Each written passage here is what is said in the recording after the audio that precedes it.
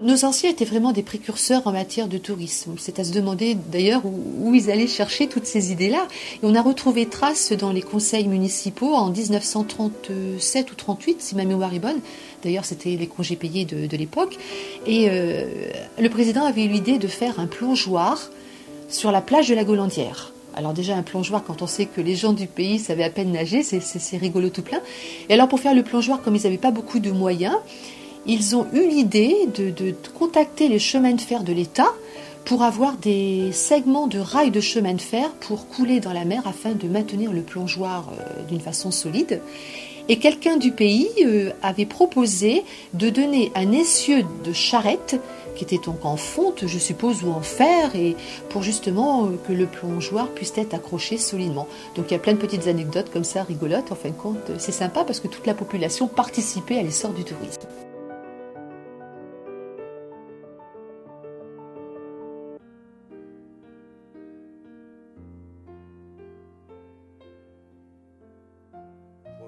Dans la guerre de 39-45, il est bien entendu qu'il y a eu un vide pour l'ensemble de l'île de Ré.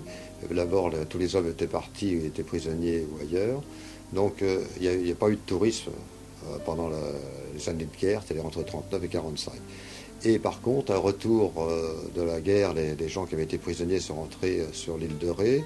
Il y avait quand même pas mal, un certain nombre, un nombre important. Et ils sont repartis pour une économie d'abord primaire, parce que c'était quand même la pêche, l'ostréiculture, et puis la vigne, et puis les pommes de terre et les primeurs. Et à ce moment-là, si vous voulez, il a fallu trouver un complément de ressources qui était une bonne aubaine a priori, puisque c'était le tourisme. Le tourisme a tellement évolué que la société balnéaire n'avait plus lieu de s'appeler comme ça. Et les instances de toute l'île de Ré ont dit mais pourquoi ne pas changer carrément d'appellation? Donc ils ont fait une demande et en 1950, donc là on a trouvé une trace, notre société balnéaire s'est appelée Syndicat d'initiative Les Amis de la Plage. Pourquoi les Amis de la Plage? Parce qu'à l'époque, la société balnéaire était propriétaire d'1 hectare dans le camping municipal qui s'appelait Les Amis de la Plage.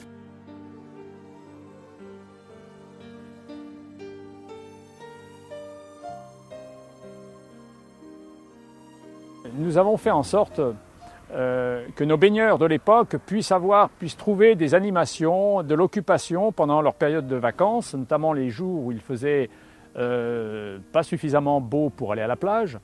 Et nous avons créé des journées commerciales. Ces journées commerciales nous permettaient en juillet et en août d'animer le centre du village, et bien au-delà, puisque nous recevions quelques 100 commerçants.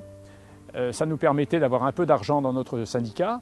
Et cet argent nous a servi à créer la Sono, c'est-à-dire une radio locale qui permettait d'informer le public. Et ensuite, nous nous sommes lancés dans les galas. Ces galas, pour donner de l'animation dans le village, nous permettaient de recevoir des vedettes très célèbres, d'autres moins, Nicolas Perrac, Serge Lama, Sim, Coluche, et puis bien sûr Nicole Croisy qui est venue dans notre commune. C'était vraiment extraordinaire, c'était pour moi une période très forte de la vie du syndicat d'initiative. Je suis à la plage des Golandières où je suis arrivé en 1970 pour reprendre les activités du club Mickey de la plage avec son école de natation.